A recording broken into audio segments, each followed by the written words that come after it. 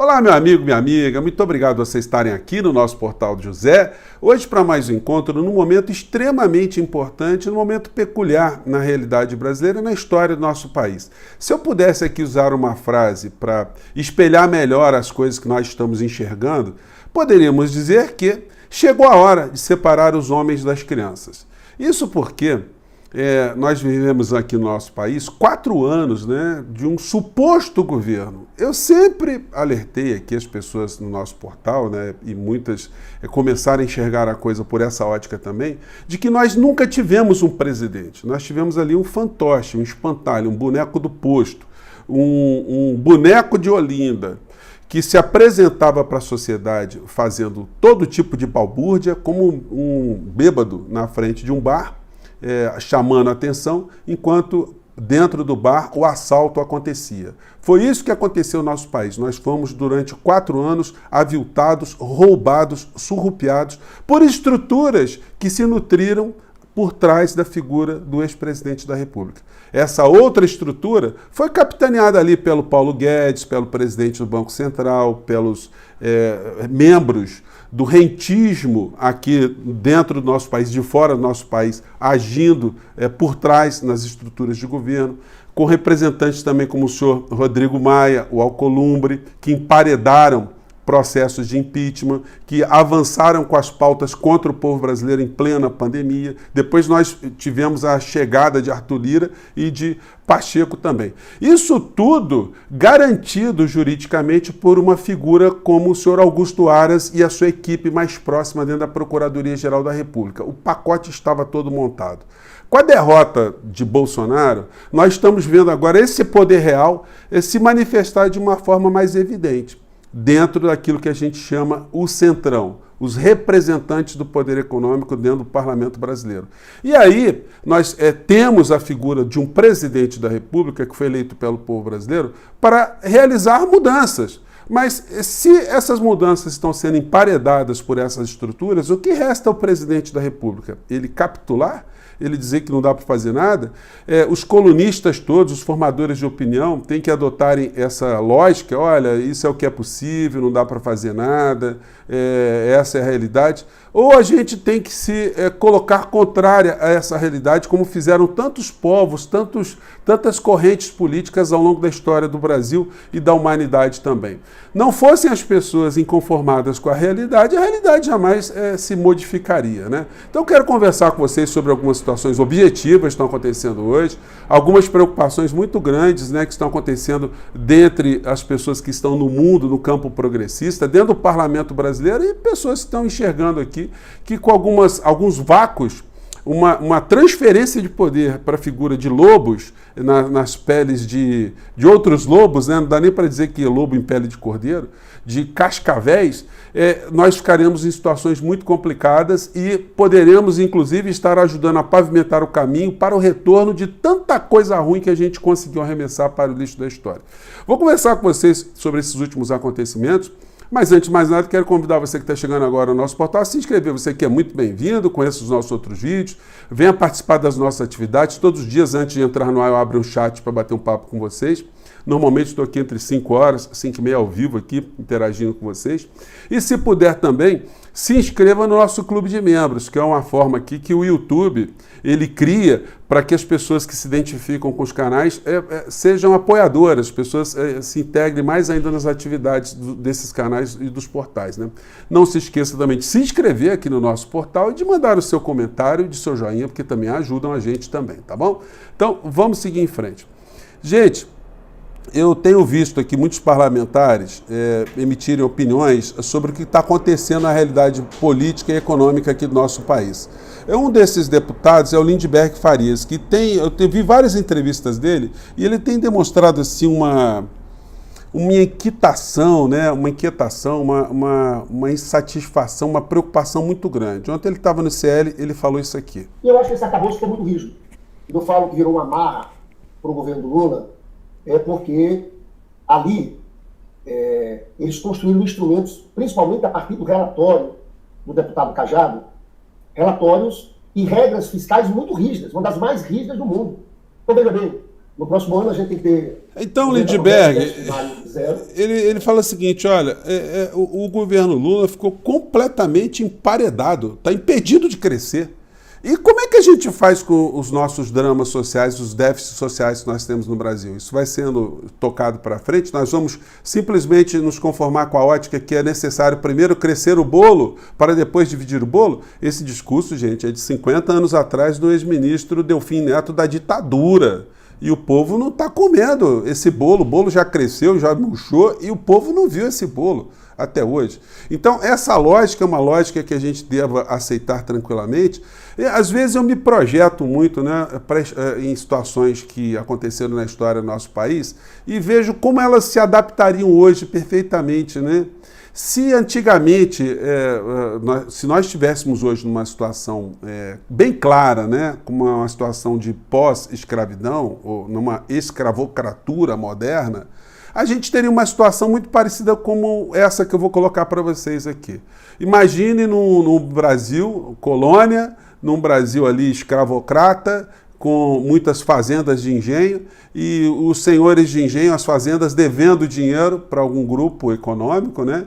E tendo que chegar para os escravos e pedir deles alguns sacrifícios, né? Dizendo, olha, gente, nós estamos devendo dinheiro no banco e nossa prioridade é pagar o banco, tá? Então, para isso, nós vamos ter que pedir para vocês mais alguns sacrifícios. Vocês vão dormir menos, vão ter que trabalhar um pouquinho mais, vocês vão comer um pouco menos também, a gente vai melhorar aqui a nossa refeição, mas vocês vão comer menos, né? Vocês vão dormir também mais amontoados, a gente vai colocar pessoas mais amontoadas aqui, porque lá no futuro, os filhos de vocês vão trabalhar menos, vocês vão ter um futuro melhor. Daqui uns 50, 60 anos, né?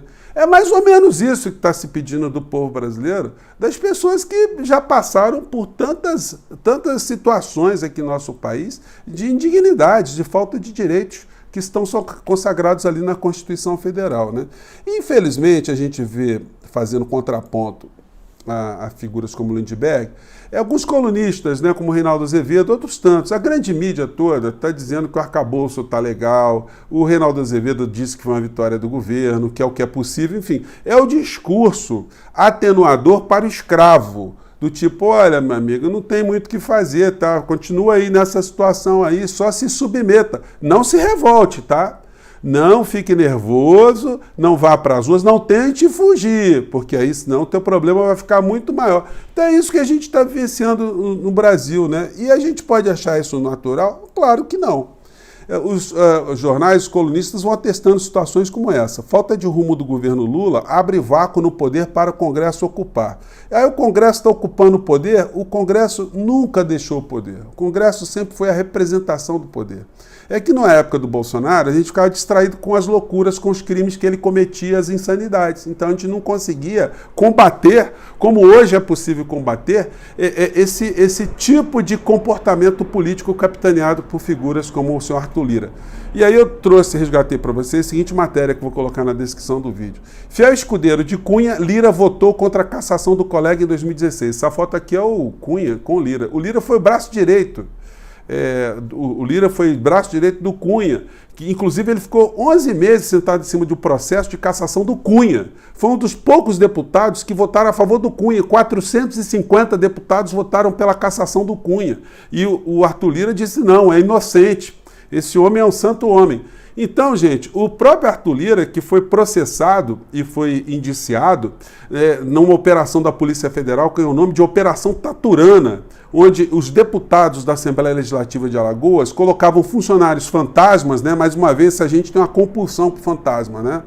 Eles colocavam fantasmas que pegavam empréstimos, evidentemente, como eram fantasmas, eles, quando eram cobrados, os fantasmas não apareciam, a Assembleia Legislativa honrava os compromissos com o dinheiro do povo de Alagoas. Isso o Arthur Lira depois virou deputado federal, enfim, mas não se livrou da Operação Taturana. O pai do senhor Arthur Lira também tem os envolvimentos também, né, no escândalo, né, na operação que detectou sanguessugas, fraude em ambulâncias. Então, a gente vê a ninhagem, né, na mão de quem que a gente está. E a gente vai ver que o poder, de fato, está sendo capitaneado por uma figura como essa. A Câmara aprova urgência para marco temporal de terras indígenas e governo libera a base. Outras matérias que mostram os problemas que o governo está vencendo.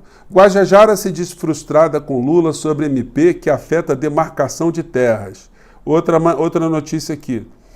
Domínio de Arthur Lira na CPI do golpe expulsou Renan Braga e Braga da comissão. Então, o Arthur Lira está comandando até as pessoas que seriam indicadas pelo governo ou que estariam ali de uma forma mais frontal, defendendo o governo, da comissão da CPI, da CPMI do 8 de janeiro. A gente tem notícias, né, colunas como a do Merval Pereira, aprovar petróleo na Amazônia seria escândalo internacional. Olha, quando o Merval Pereira se coloca contra uma situação, a gente tem que ir correndo abraçar outra, tá? Mas, de fato, essa situação também está provocando um grande desgaste em relação à Marina no governo Lula. E aí a coisa absurda, né? A gente vê esse tipo de notícia aqui. Governo vai colapsar se MP da Esplanada não passar de Lira. Então quer dizer que o povo brasileiro elege um presidente da República, ele estrutura sua organização, a organização ministerial começa a funcionar, as pessoas são nomeadas, e o Arthur Lira diz o seguinte: olha, se não mudar tudo do jeito que a gente quer, que o Congresso quer, que o Centrão quer, olha, o governo vai colapsar. Então está fazendo ultimato contra o presidente da República, contra a vontade soberana do povo brasileiro, e isso não tem nenhum tipo de reação, isso não tem nenhum tipo de contraposição do líder político aqui com as eleições. Então é isso que a gente tem cobrado, gente, de uma maneira muito forte aqui em canais como o nosso. Eu estou vendo outros canais também com esse tipo de preocupação, as pessoas percebendo que não dá para o presidente Lula ficar 5 meses sem ter feito lives, né? Porque sem se comunicar ele não mobiliza, não é apenas comunicar ações de governo, é mobilizar a sociedade, é esclarecer a sociedade, é chamar a sociedade ou simplesmente se envolver em questões comandadas por movimentos sociais, pedir apoio, pedir enfrentamento político. Porque o Congresso Nacional, por mais que defenda interesses, eles também são sensíveis a esse tipo de movimentação. Gente, o ex-governo que teve aqui, ele conseguiu mobilizar uma parcela gigantesca da sociedade que emparedou o Congresso, emparedou instituições. Ele usou esse mecanismo. Então, nós que viemos de movimentos, nós que temos essa metodologia de luta política, nós não vamos usar isso? Nós vamos deixar o Brasil simplesmente entregue nas mãos desses abutres, dessas cascavéis? Então, é muito complicado, né, gente? Eu gosto de mostrar para vocês algumas imagens, por que a gente está aqui. A gente vai dizer para essas pessoas aqui que estão em filas de hospitais que essa realidade a gente não vai mudar jamais, que eles vão ter que aguentar aí arcabouço fiscal, teto de gastos. A gente vai dizer para as crianças que as que estão comendo merenda hoje estão na boa, as que não estão comendo não vão comer, ou que a qualidade vai diminuir, que os moradores de rua vão permanecer morando na rua. A gente vai aceitar essas situações todas. É o discurso do senhor de engenho para o escravo, para os pós-escravos, né? Dizer, olha, durma aí, tá? Se vira aí, daqui uns 50 anos você vai estar numa situação melhor. Então, gente, não dá, né? A gente aceitar situações como essa. Você sair para algum lugar e ver pessoas revirando locais com resto de comida para se alimentarem. A gente vê as pessoas sendo transportadas como se estivessem em navios negreiros, né? Nessas situações absolutamente inaceitáveis. A gente vê as pessoas para se locomoverem, serem submetidas a esse tipo de tratamento. Dizer para elas, olha, não tem investimento em saneamento, em transporte, aguentem aí, tá? A questão é pagar a banqueira, pagar lá as pessoas para quem os senhores de engenho estão devendo. A gente diz o que para as crianças aqui? Olha, vocês vão ter que morar na palafita o resto da vida de vocês, tá? Porque não vai ter dinheiro para fazer programa de habitação. Então, gente, são essas iniquidades. Como é que a gente aceita isso aqui, né? A criança no lixão. São essas iniquidades que fazem com que a gente se movimente e que a gente jamais pode aceitar. E aí, mais tarde, gente, eu quero conversar com vocês, no nosso próximo encontro, sobre as críticas que Janones tem feito também nesse contexto. Tem situações que estão acontecendo aí que são muito importantes para a gente debater, mas vou deixar isso para conversar com vocês no nosso encontro mais tarde, com outros assuntos que estão se dando no dia de hoje, que o dia de hoje promete, tá bom? Então, mais tarde estarei aqui com vocês. Até já.